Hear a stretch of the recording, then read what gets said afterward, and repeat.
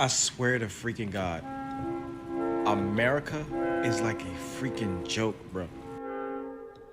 Supreme Court Justice, radical left. Would you shut up, man? They would just expect you guys to get this very basic function of your job done and fund the government. We're dysfunctional. It's just that simple. That simple. Stand your butt up there. You stand your butt up. Oh, hold on. Oh, stop it. Is that your solution? Hold it. No, sit down. Sit down. Okay. You know, you're a United States Senator. Sit down. Act. Okay. Sit down. Can I respond? Hold it. There have been several issues with the American government ever since it was founded. From our rule under the British Empire to the Articles of Confederation and finally to the two-party system we have in place today. One of our main problems is how dysfunctional it appears to be. An instance of our dysfunctionality appeared around September 2023 when we had threats of a government shutdown because nobody could come to an agreement over budgeting issues. Of course, people are different and disagreements are bound to occur, but the thing is, it's frightening to see whenever the people in power act so petulantly over things that don't matter, or worse, over things that do matter. Our government is dysfunctional, and I'd like to see change in that over the next 20 years. But to gain a sense of our malfunctioning government, we first need to get an understanding of our two-party system. Britannica defines a two-party system as a political system in which the electorate gives its votes largely to only two major parties, and in which one or the other party can win a majority in the legislature. Let's examine its origins, starting from whenever we were granted our independence, July 4th, 1776, when we needed a way to rule our country.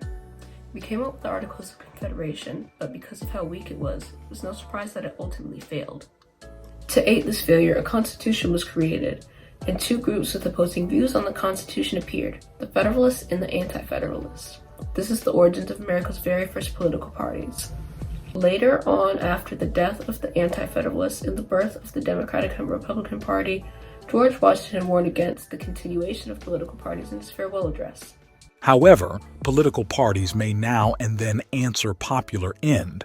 They are likely in the course of time and things to become potent engines by which cunning, ambitious, and unprincipled men will become enabled to subvert the power of the people and to usurp for themselves the reins of government, destroying afterwards the very engines which have lifted them to unjust dominion.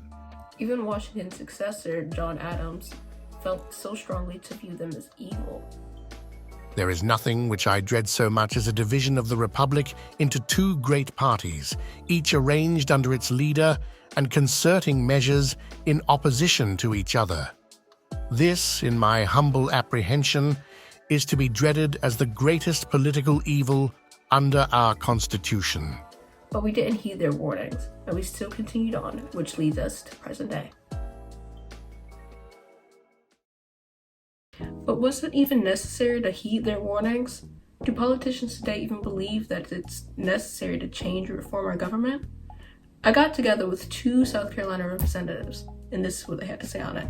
I'm not exactly sure what we can do to reform it since they're basically independent. With that being the case, I wish there was reform, but I don't know that there's anything that we can do in the legislature regarding that.